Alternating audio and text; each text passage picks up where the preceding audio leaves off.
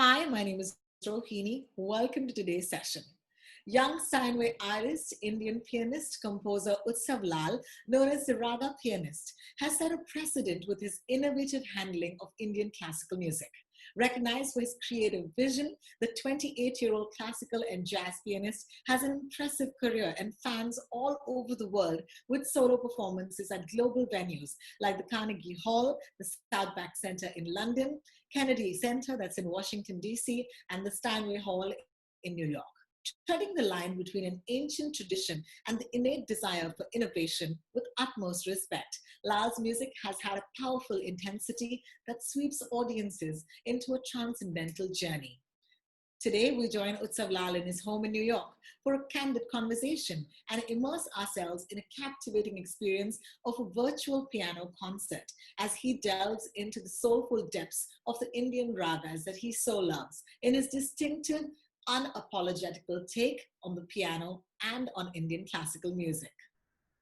This session today is a part of a series hosted by the Chhatrapati Shivaji Maharaj Vastu Sangralaya under the aegis of the Museum on Wheels initiative, supported by Citi India.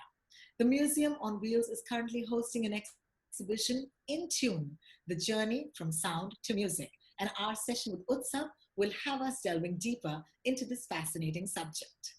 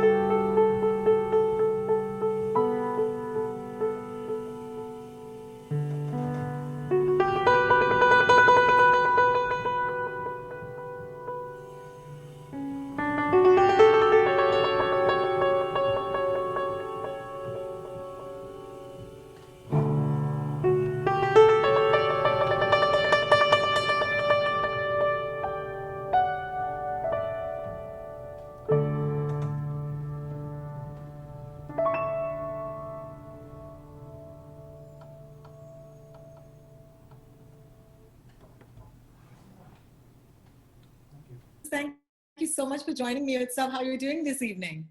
I'm good. How are you? I'm Thanks doing so much. well. The new normal, talking to you for the first time without meeting you in person. This is strange and cool at the same time. Yeah, I feel like things are definitely going to be this way for For a a while, while. yeah. Um, Yeah. Thank you so much uh, for joining us in this initiative, though. The CSMVS, which is the Chhatrapati Shivaji Maharaj Vastu Sangralaya, is very excited to welcome you to be part of this initiative. How excited are you to be a partner with us on this? I mean, yeah, it's a huge, huge honor, and thank you so much for thinking of me. And I'm super excited to share my music and ideas and thoughts and work together on presenting this program for you. Fantastic. I'm sure a lot of people who might have seen play for the first time have a lot of questions, and I'm just going to be, on their behalf, echoing their questions at this point. My first one is, of course, tell us about your tryst with the piano. Like, what style of music did you initially begin learning on the piano? I kind of started the way a lot of kids in India do with sitting at home with a little keyboard and learning old Bollywood songs and Sara Jahan Se Acha and all of that stuff. Um, but I kind of I realized that like doing this more than my cousins, and my parents put me in for Western classical piano and also studied a little bit of old Bollywood compositions with Brian Silas, who is amazing pianist in Delhi. Um, and through that, I just kept kind of going through, found Indian classical music through the Indian film music, found jazz as I went along, which was suggested to me by the late great John Raphael, who was like a pillar of the Indian piano scene. Um, Probably the best piano teacher in India, and I was super grateful to study with him in Delhi. And he was the first person who actually like told me to start learning jazz after he heard me play Indian classical music. And he said, there's a bunch of similarities in terms of improvisation and things. And I remember he harmonized Twinkle Twinkle Little Star in like 10 different ways for me because he himself was probably in his 70s and just about started learning how to do jazz things. And Right, right. it was super cool to see. So, yeah, that's, and from then on, it's been so many different genres and experiences all kind of melting towards uh, Indian classical music. I love the term raga pianist. So I'm curious to know if you're the world's first raga pianist. No, there's a bunch of people who've done this, and Okay. there's a bunch of people who are still doing this. Obviously, it's not super popular because there's a lot of difficulties. It's constant trial and error. There's a lot of ways that the piano is not suited for Indian classical music. Um, But could you elaborate on that? Like, what do you mean? so, um, Indian classical music has a lot of bends between notes. You kind of need to be able to sustain notes and change how they um, change the frequency of the note after you hit it and show relationships in different curves of bends between notes and oscillations on a note. And with the piano, you mostly just have you press a key and the sound comes out. Right. Um, there's there are ways, and part of what I love working on is finding ways to create the illusion of that happening, or there's very subtle ways Correct. to make the piano do that. But a lot of that stuff only happens if you like sit for hours playing one note and then leave it slowly and you're like, huh. And then you like leave it even slower and like a little bit faster at the top and then a little bit slower at the thing, and you're like, oh, that did a little wave thing over there.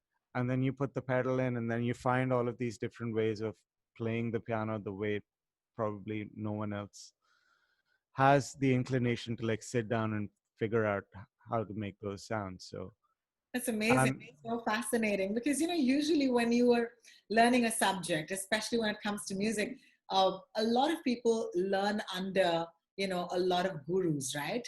But when it comes to something like this, there is an innovation aspect that kind of puts you out there in the deep water without anybody to guide you, really. So I'm really curious to know what is your guide or your benchmark in a case like this? well, I should also say gurus aren't there to tell you how to exactly do what you want to do. Correct. Like, and I study with Ustad Wasifuddin Dagar, who's absolutely incredible, like one of the best Indian classical singers. You know, he's a Drupad singer, which is very far from the piano. But even in my lessons with him, like it's all about learning to solve different problems, or him giving me the tools to first understand the rugs so that it's solid in my head, understand the way that things are done, and then figure out how to do it on the piano. And I also feel super lucky to have studied with so many amazing people. Like from the Indian classical scene, there's also Sharad Srivastavji, Mhm. but I did degrees at the RCS in Scotland and the New England Conservatory of Music, and at NEC, the New England Conservatory in particular. Every single teacher that I studied with played a different instrument or played a different style of music, and you can kind of just see how people have battled through these things and challenging genres and making music that kind of springs from these different places, but then they make their own original voice. Yes. And those are the kinds of people that you follow when you're doing any kind of innovation. And it's like, because you don't want to just be copying anyone.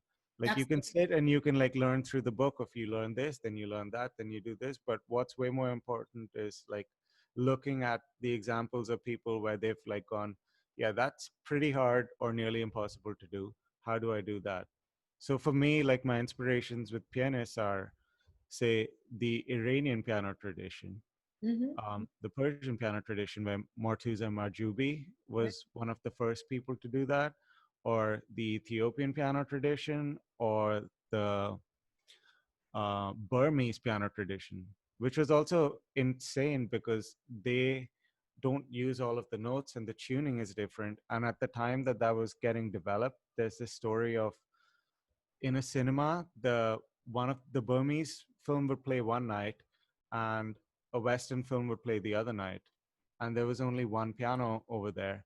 So the British piano tuner would come and tune the piano in equal temperament, and he would play for the film. And then the Burmese piano tuner would come and completely change everything so that Yeah. he could accompany the thing. And they both got pretty annoyed with each other until the Burmese pianist just ripped off the strings that they didn't need and completely reclaim the instrument as their own Oh, thing. wow. Wow. Speaking of exactly this, the innovation that an artist sometimes makes to his instrument, because you have to kind of make it your own, right? And we've seen examples of artists like Niladri Kumar, like refashioning the sitar to become a zitar. I know that there's a story with you and an old piano that you lovingly kind of, salvaged or brought back to life. Could you tell me if there's any of this in your process as well? I mean, yeah. I don't particularly like modifying the piano. Like, it would be like there is a piano that I played on called the fluid piano that has lower string tension so you can bend notes. But I was super excited about that, and I'm still very excited to play on that. But I guess the main thing is it's a different instrument. It isn't the piano anymore. And I'm interested in no modifications, maybe retuning it for the rugs to get the correct intonation, but um, trying to see how far you can go on this instrument, which is not built for Indian music, Yes. but like trying like that's one of the things that, and the instrument offers so many like challenges that as soon as you like the closer you're getting, the further away you realize you are, because you find like a bunch of other things that are far away. So that's something that attracts me a lot towards doing this on an actual piano, is there's never going to be any day where you're like, yeah, that's done. I figured it out. I can Figure it out. Yeah, rest and exactly. play my shows, and uh, the, like I've I'm happy with where I am. Right. But I also wanted to ask you, there's the one thing where you say that these are two different, this is a different horse for a different ride, right? But at the same time, there are similarities. Like, for example, if you look at Indian classical music and Western classical instruments, or the piano in this case, what are the similarities? I'm curious. between Indian classical and Western classical, And the piano specifically. Where did the two meet? I know in Utsav Lal, but. What have you Yeah. discovered where you're like, oh, this is a little bit like this? I mean, everything's interrelated. And I find like my study in Western classical music, jazz, Indian music, Irish music, contemporary improvisation, everything links up in so many different ways because like it's just different systems of organizing frequencies. And that only, everything kind of started from the same place because all other notes come from just one note. And like you find the other pitches through just and the relationships just through going through the harmonic series and then like laying them out on a matrix and then adjusting them if you want equal temperament. um, but one thing like Western classical music didn't used to be this rigid form that we learn today, like Today, yes. where it's like read exactly what the thing wrote. Like the composers were all improvisers. um, it's really interesting you bring this up because one of the things that I'm looking at these days is links between medieval and Renaissance music, choral music, and Indian music because their word for rhythm is tale Yeah. and tala, and Voila. even in the etymology, like there was so much communication going on between those parts of the world at that time. But the way that they organize melodies as well is super linear, like Indian music. Like most Western classical music today is like vertically stacked, where Right. you're thinking about all of these relationships between different lines. But over there, they would just write a melody and then write another melody and then slowly shift it around. But you weren't thinking about chords or harmony. You were just thinking about melodies and the ways that they interact with Intonation. each Yes. other. Yes. Yes. And one of the things that's again very special about Indian music is each note has such a character. It's more than a note. Like notes are shy, notes are brave, notes are heroic, notes are friends with other notes, notes don't like these other notes and Oh, want to stay yes. away unless you go to this friend first and then come. Like Yes. that, those kind of rules existed in how you deal with species and counterpoint in those days, where they had Understood. similar things where it was more than just the pitches. I can't but imagine that somebody like you would have a keen interest in history because to know this much about so much, you have to have some sort of nerd inside you looking for history of not just music, but just of the world. Is that a correct assumption to make about you? Yeah, I really like history. I like stories a lot. I feel like that's like storytelling, and I also like tracing the links between things going back. But I would say I don't sit and study from like history textbooks that often. Like ever so often I'll buy a book and get like super into it. But Yeah. I I'm pretty blessed to have a lot of friends who are into such diverse things. So like a lot of this is coming from a particular friend of mine, Stephen Long, who's super interested in early music. And I was showing him some Drupad recordings, and that's what spawned this conversation. And I also took a class at NEC called 16th Century Counterpoint, taught by a man named Lyle Davidson, which I think was probably one of the most important uh, classes I took in my life. Um, In your he's life, how amazing.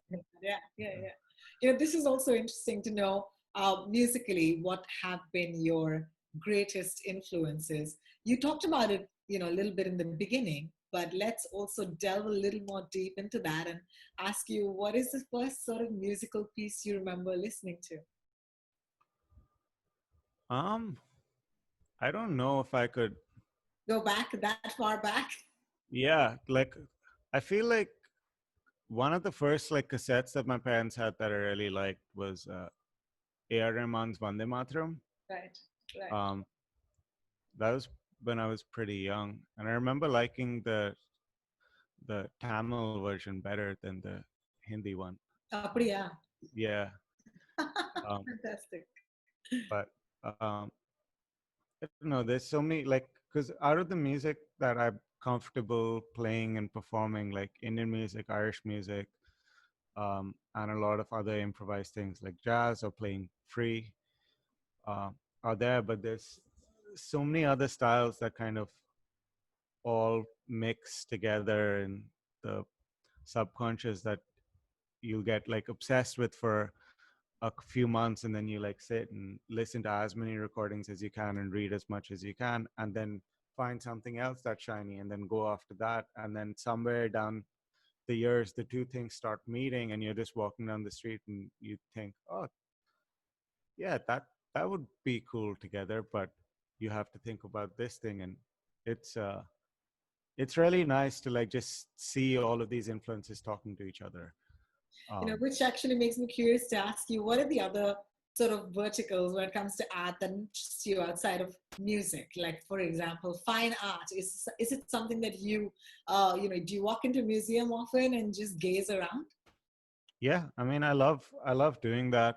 I also live with uh I live with four roommates over here in New York, and one of them is a painter, sculptor, welder, and she's kind of introduced me to a lot of um, really amazing art.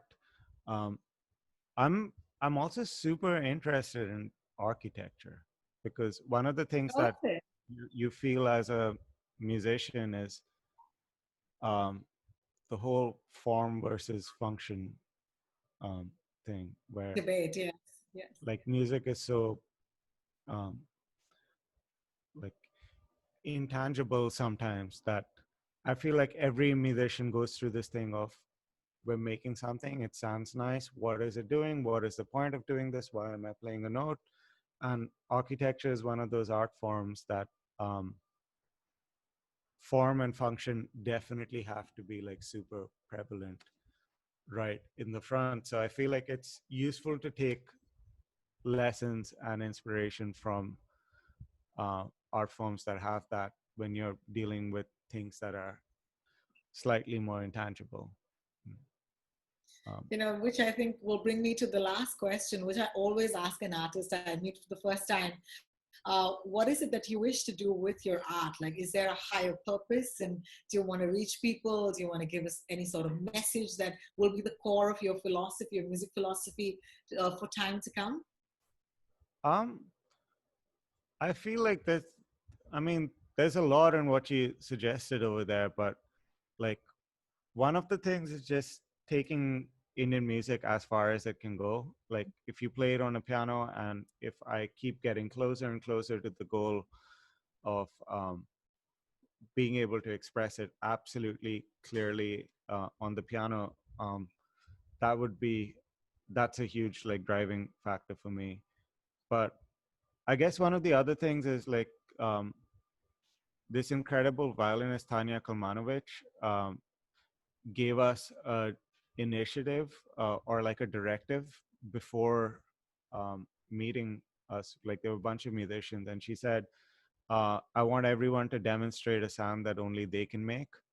And I feel like that's super important when people are studying music or working on anything and getting caught up in um, the kind of like rigid rules and textbook Perfection, yeah. ways of learning things. It's like just finding your own way to doing things and creating, having some kind of original voice when doing that. Well, then here's to finding that original voice, and thank you so much for taking Indian classical music to places with its very very unlikely friend, the piano. I look forward to your next recital in Mumbai, and yeah, look forward to speaking to you the next time. Thank you so much, Utsav, for joining me today. It was truly enriching, and more power to you to bring Indian classical music, Western classical music together and to the world. Thank you. Thanks for having me over here. For more sessions like these, please do follow the CSMVS, that is the Chhatrapati Shivaji Maharaj Vastu Sangrahalaya, on Instagram, Facebook, and on Twitter. Also, be sure to subscribe to our YouTube channel. To know more about Utsav Lal's journey, do visit his website. It's utsavlal.com. And do follow him on social media. The links are mentioned in the description of this video. This is me, Rohini, signing out, but not before a very special performance by Utsav Lal right now.